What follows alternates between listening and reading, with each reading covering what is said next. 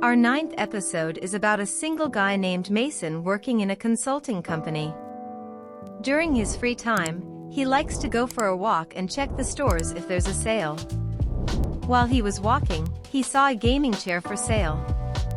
He checked the price and saw that it was 70% lower. Although he is not a gamer, he tried to check the quality of the chair. He saw a small scratch on the legs of the chair, so he asked the salesman about it. The salesman said it was a factory defect. He thought that even if the seat is factory defective, he can fix it and make it look like new again because it has a price tag that is the original price. He hesitated whether to buy it because he didn't need it, but he realizes that he is still single and looking for a partner.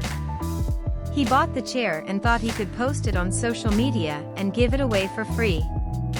So, he posts it on social media and a lot of gamers message him. He saw a gamer named Mark with a beautiful single sister named Chloe. Chloe is single and works in a retail shop.